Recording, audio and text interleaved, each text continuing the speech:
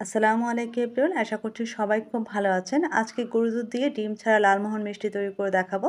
মিষ্টি তৈরি করার জন্য কয়েকটা টিপস মাথায় রাখলে পারফেক্টভাবে মিষ্টি তৈরি করে নিতে পারবেন। প্রথমে একটা বাটির মধ্যে নিয়ে নিচ্ছি 3 টেবিল চামচ পরিমাণ সুজি। এর মধ্যে দিয়ে দিব নর্মাল তাপমাত্রা থাকা 2 টেবিল চামচ পরিমাণ পানি। তো পানিটাকে দিয়ে আমি এটাকে ভালোভাবে মিশিয়ে তারপর 10 মিনিটের জন্য রেস্টে রেখে দিব। এখানে পানির পরিবর্তে লিকুইড দুধও ব্যবহার করতে পারবেন। এখন একটা বাটির মধ্যে নিয়ে নিচ্ছি 2 কাপ পরিমাণ ফুল ক্রিম গুঁড়ো দুধ। এখানে আমি ডিপ্লোমা গুঁড়ো দুধটা ব্যবহার করেছি। 2 টেবিল চামচ পরিমাণ দিয়েছি ঘি। ঘিটা দিয়ে দুধের সাথে একদম আলতো হাতে ভালোভাবে মিশিয়ে নিতে হবে। তো ভালোভাবে মেশানো হয়ে গেলে এর মধ্যে দিয়ে দিব 1 চা চামচ পরিমাণ বেকিং পাউডার, 2 টেবিল চামচ পরিমাণ দিয়েছি ময়দা, আর যে সুজিটাকে আমি ভিজিয়ে রেখেছিলাম সেটাকেও এখন দিয়ে দিব। এখন সব কিছুকে একদম ভালোভাবে মিশিয়ে নিব। মেশানোর কাজটা অবশ্যই আলতো হাতেই করবেন, চাপ দিয়ে মেশানো যাবে না। সব কিছুকে একসাথে ভালোভাবে মিশিয়ে নেওয়ার পর তরল দুধ দিয়ে একটা ডো তৈরি করে নিব।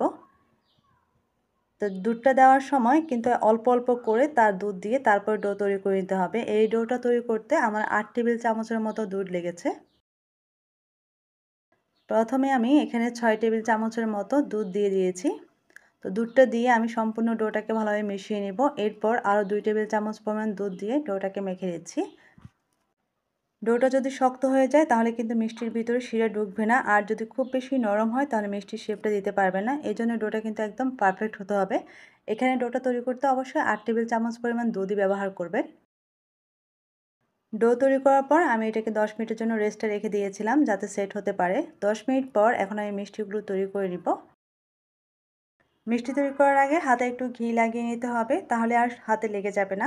দুহাত দিয়ে একদম চেপে চেপে মসৃণ করে বল তৈরি করে নিব। খেয়াল রাখতে হবে বাইরের আবরণটা কোনোভাবে যেন অমসৃণ না থাকে।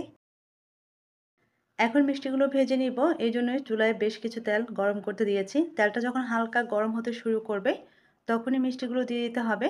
মিষ্টি দেওয়ার সাথে সাথে কিন্তু নাড়াচাড়া করা যাবে না, তাহলে মিষ্টির যে শেপটা আছে সেটা নষ্ট হয়ে যাবে।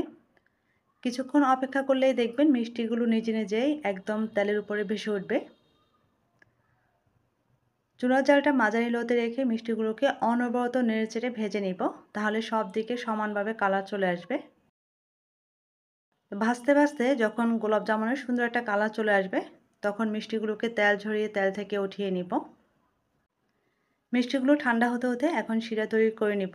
শিরার জন্য এখানে 2 কাপ পরিমাণ নিয়েছি চিনি, 4টা দিয়ে দিব এলাচ। এলাচগুলোকে আমি একটু ফাটিয়ে নিয়েছি। 3.25 কাপ পরিমাণ দিয়ে দিচ্ছি পানি। 2 টেবিল চামচের মতো দিয়ে দিচ্ছি লেবুর রস। এবারে সব কিছুকে জাল করে নিব যতক্ষণ পর্যন্ত চিনিটা গলে একটা বলক না আসে। তো যখন পুরোপুরিভাবে একটা বলক চলে আসবে তখন মিষ্টিগুলোকে হালকা গরম থাকা অবস্থায় শিরার মধ্যে দিয়ে দিতে হবে। তো এরপর চুলাটা বন্ধ করে ঢাকনা দিয়ে ঢেকে রেখে দিতে হবে 2 ঘন্টার জন্য। মিষ্টিগুলো শিরায় দেওয়ার সময় অবশ্যই হালকা গরম অবস্থায় শিরায় দিতে হবে, একদম গরমও থাকা যাবে না, আবার পুরোপুরিভাবে ঠান্ডাও হওয়া যাবে না। 2 ঘন্টা পর আমি মিষ্টিগুলো পাত্র থেকে একটা বাটিতে নিয়ে নিয়েছি। তো এটা কিন্তু এখনও বেশ খানিকটা গরম রয়েছে। পুরোপুরি ঠান্ডা হওয়ার পর কিন্তু আরও সুন্দর হয়ে যাবে। এখনও কিন্তু মিষ্টিগুলো বেশ সফট। মিষ্টি তৈরি করতে গিয়ে কোনো রকম প্রবলেমে পড়লে অবশ্যই কমেন্টস করে জানাবেন, আমি রিপ্লাই দেওয়ার চেষ্টা করব। আশা করি আমার আজকের রেসিপি আপনাদের কাছে ভালো লেগেছে। ধন্যবাদ সবাইকে। আল্লাহ হাফেজ।